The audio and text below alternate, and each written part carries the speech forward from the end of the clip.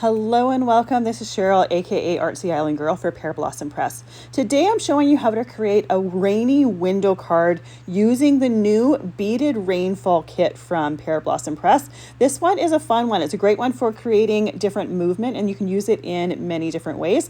I thought it'd be fun to create kind of a summer rainy window scene.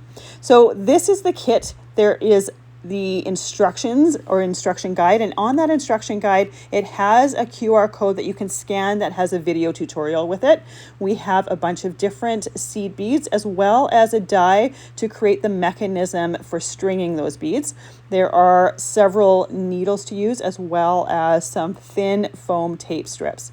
We also have the string that we're going to string the beads on. Before I get into beading my card, we're going to go through some other supplies as well as a few other steps. To create my window scene, I'm going to be using the Vista View window die set as well as the backyard haven, especially that tree, but you could always eliminate that tree if you wanted. For the scene in my window, I'm using the Lakeside Memories stencil set. Really any outdoor scene stencil set would totally work, or even some printed paper. In my window, I'm going to be using those window sheets to give it a little bit of a reflective surface. Now, originally, I thought I'd use these new holographic sticker sheets from Pear Blossom Press for on the water of the lake. There are several different prints here. There is just a plain holographic one, and that was the one that I had intended to use on the water. But in the end, I didn't. I thought there was just kind of a little bit too much going on, and I didn't think it would really be seen. There's also that shattered one, as well as one that almost looks like glitter. And then this one is beautiful. It's got little stars in it. I think that would be great for a starry night or a winter card. So I was going to use that. I do end up not using them. For the background for my window, I'm using some navy cardstock, and I'm just going to die cut my window out of there. This is how we're going to be seeing our scene through the window. Now this particular die has two parts to it. This is the inner part. I also off screen used the inner with the outer part to create the window frame. And I did that with some glossy white cardstock so that it had a different texture to it from the background cardstock. So I taped that die in place so that it wasn't going to move on me when I was doing my die cutting, and it would stay nice and stationary. Then we can pop out those little window pieces. Now, obviously, any window die would work with this. This is just the one that I had that I knew was still available. I really like the shape of it, and I also like that there's some accessory dies that work well with it as well, but you can use any window die. It doesn't have to be this exact one. So I glued down my window frame flat onto that navy die cut cardstock. Then I'm going to use a window sheet and put it right behind that window. And this is just going to give it a reflective surface, give it more of a look of an actual window. Now, when it comes to seeing the card in the video, it does make the beads a little bit more subtle because you see the reflection on that surface, but in person, you don't notice that quite as much. So to glue the window sheet down, I'm just using the same liquid glue that I use for most of the things in my cards. Now you can see when I put that glue out or on that cardstock, it is white. It dries completely clear. So you'll know when that window sheet is dried on there, when that glue is totally clear. I have an acrylic block that I just put on everything while they're drying to keep everything nice and flat. So I'll have that to the side while I'm stenciling my background. So I'm just using some very simple hammer mill cardstock. Any cardstock that you like to stencil on will work for this. And I'm just going to be going through the different stencils, creating my background scene. So I have a medium to dark-ish green that I'm using. For that first stencil, I do a really light coat for the background hills. For the next coat for the trees, I use exactly the same color, but I'm just a little bit heavier with it. So you don't necessarily have to have a ton of different ink pads for this. You can just use lighter coats or heavier coats just to give a different look and make it look like you have more color tones than you actually do. For my sky and my lake, I'm using just kind of a medium tone blue. And again, I'm using the same color for the lake as well as that sky. You could use multiple colors if you wanted to create like a sunset scene. That would look beautiful as well. I'm just doing a very simple scene so that we have something to look at through that window. And again, like I said earlier, if you have printed papers that have like scenic imagery on them, that would absolutely work as well. Other stencil sets that have scenes or create scenes would also work here. So the sky's the limit when it comes to what you see through that window.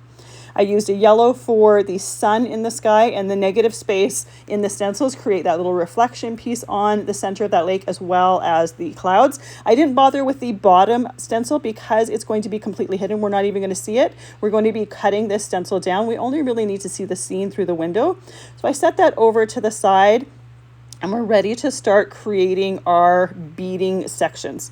So we have the die here that creates the little hooks for the string to go through. I've die cut them with some white cardstock, and I'm going to trim these down. It just needs to be a little bit wider than that window. We don't need to have that entire die set. And I'm counting those holes. I have 11 holes. We're going to be beading some of those seed beads onto the string. We're not taking the string off of the roll. We're going to leave it on there until we're completely done. I am using the clear seed beads because I want my beads to look like rain. So I don't want to be using the colored ones for this. When it comes to stringing those seed beads, we need about a ½ inch of beads per string through the window. So because I have 11 holes, I'm going to be creating a string of beads that is 5½ inches long, and a little bit longer than that works totally fine as well. That's just a general guideline. So these needles are really cool. They don't have an eye to them. They split in half, and the hole is right down the center of that needle. So if you're someone like me whose eyesight is getting a little bit older and has a hard time seeing the eye of the needle, these work really, really well. So I'm just grabbing a pinch full of those beads, and I'm just putting them onto that string. And again, that string is still on that roll. We're not going to be cutting it off until we're until we're done looping it through the whole thing. And it will make a little bit more sense as we're doing it, but it would be really hard to guess how much string that we need. So this is a really great way to do it. So I did some of those beads on screen. The rest of them I did off screen, and we can put our needle away. This kit comes with thin foam strips, and we're going to be mounting it on the back or the back side of that window using these foam strips so that it is raised a little bit, so it gives that some space for those seed beads to have some movement. So I'm putting some of that foam tape on both of our pieces. We need 2 of these die cut pieces, one for the top, one for the bottom. And when we put that foam tape on there, we put it on the solid part. We don't put it on the side of that die cut that has those little holes and the little strips to it. We want to be able to still thread these beads through it. So I've mounted this on the back of my window. You can see that those little bits are facing up and facing down. So on top of my window, we have that facing up. On the bottom of my window, we have it facing down. Now I put a piece of 1/8 inch score tape on top of my die cut here so that I had a sticky piece or sticky surface for the end of my string to stick onto. So I'm taking off the release paper from that double-sided tape. I'm going to put my string so that the end is sticking down into the opening of the window, and I'm hooking it in the second hole from the end. Then I am moving back and putting it through the first hole in the end, looping it around and back through the first hole. So there is the diagram on the printed paper that comes in the instructions for the Beaded Rainfall Kit that show you how to do this. This just secures the end of the floss in place. Once we have it secured in that first hole, I make sure there's about a ½ inch of beads on the string, loop it down through the first hole in the bottom die cut, then up through the second hole, and then we put it up through the top. After we make sure that there's a ½ inch of beads, up through the top, it goes through the second hole, then we go down through the third hole, make sure there's a ½ inch of beads, down into the third hole at the bottom, and then up through the fourth hole. So we're just zigzagging it all the way across. It makes sense when you do it. The hardest part for this really is figuring out how to secure that floss at the beginning and then at the end. And at the end is just an opposite of the floss at the beginning because we're doing it on the bottom right-hand side. Making sure as well while we're doing this that we're leaving a ½ inch of beads for each string between those two pieces. So just take your time with this. I have this video right now at, this is live how I'm doing it, so I don't have it sped up or anything. Especially the very first time you do this, you want to make sure that you're nice and careful with it. It's really easy to do. It seems like a complicated concept, but it's really not, especially once you've done it that first time.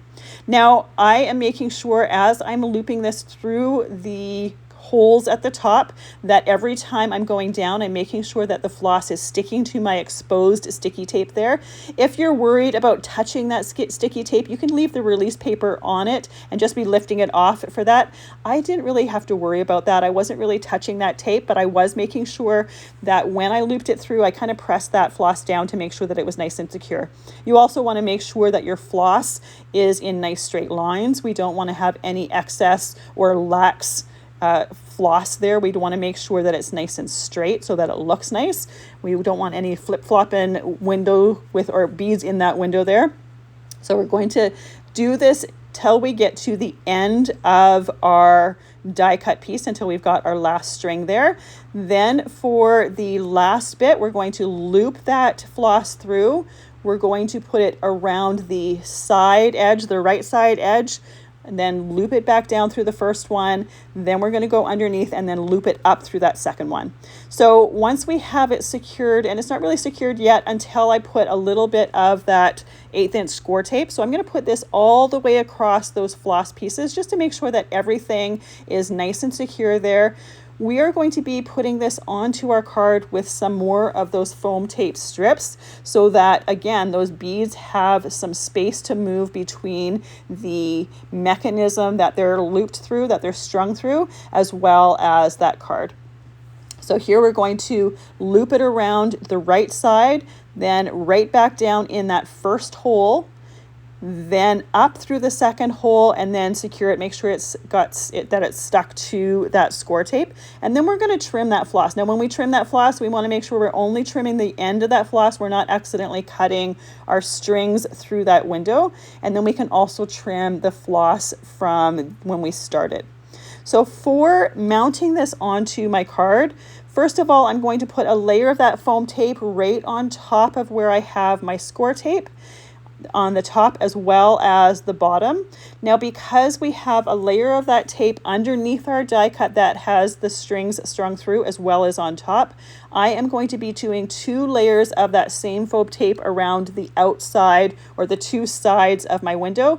Any excess pieces that I cut off, I'm just going to be putting on the bottom, that wider edge on my window there. So before I do anything, I want to make sure that those beads move nice and freely. And anytime I'm creating a card that has an interactive feature or movement to it, I'm regularly testing it throughout creating because I want to make sure that there's nothing going wrong. It's easy to fix while you're in the creating stage. It's a little bit harder once you've assembled your card and have to take things apart. So I'm going to put 2 layers of that foam tape on both of those sides. The tape is just a little bit longer than the length or the side length, so I'm going to take those excess pieces, just put them on the bottom. I'm going to repeat this process on the other side. Now, here's the thing that I learned after this. I do put that die cut tree from the Backyard Haven die set. I wanted to have just a little bit of more texture in my background. Because of that, I learned that I need 3 layers of this foam tape. That tree gives some extra dimension to my background, so some of the bees actually catch. And I do fix this, and I do show you that I fix it. But at this stage, if you want to put that tree in the background or any die cuts in the background, I would recommend at this stage, so you don't have to rip anything apart, gently take things apart, I would recommend putting 3 layers of that foam tape. So here I just check to see if I want to have that tree in that window, and I really like how it looks, so I decide to assemble my tree. I just have the trunk die cut out of some brown cardstock, and then I have the little bits for that tree die cut out of some green cardstock in 2 different colors. Now there are some leaves in this particular die set if you wanted to have some more detailed tree bits. I didn't think it was necessary for the look that I was going for. I wanted to have that tree there, but I wanted it to just be very simple, and I didn't want to overcomplicate it.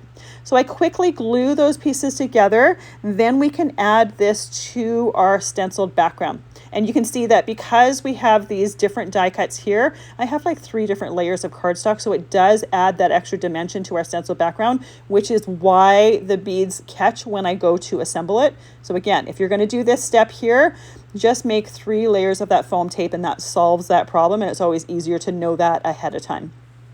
So once I have my tree assembled, we can glue it to the background of our card. You can see that I have some of the tree coming off of that background on the right-hand side. I will trim that off before assembling the card. I didn't want to cover the window too much. While we're waiting for the tree to dry on our background, I'm going to create a sentiment, and I'm using the Summertime Sentiments stamp set. I have some of the navy cardstock from my background. I used a little bit of embossing powder tool on that background, and I'm going to heat emboss my sentiment with some white embossing powder. So I've stamped it with some Versamark ink, then we pour on that powder, and I'm using some super fine embossing powder because this is a fairly small and detailed sentiment to go on there. Once we have that heat embossed, I'll let that dry for 5-10 seconds. I want to make sure that that embossing has cooled.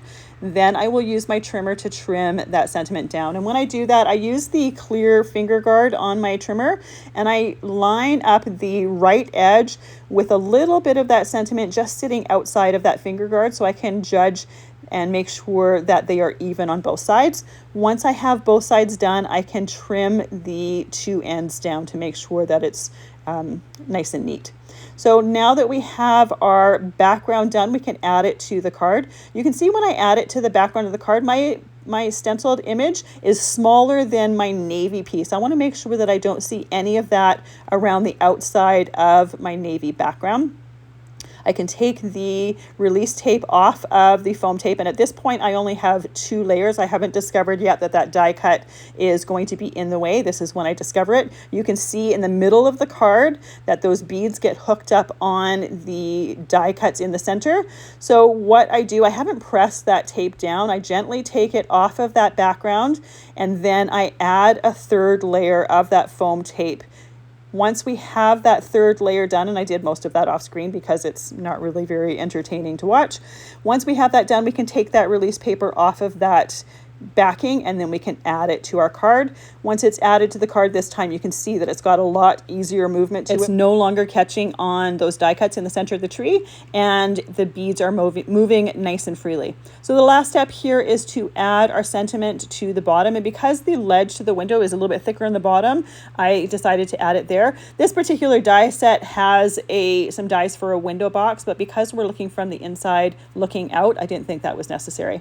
Here is the finished card. I just love the look of those beads moving. It just gives it a little bit of a different type of movement, something that's a little bit interesting and unique. You'll find everything that I've used listed and linked down in the description box below. Thank you so much for joining us today. I hope you enjoyed learning about the Beaded Rainfall Kit. It's definitely a fun and new one to play with.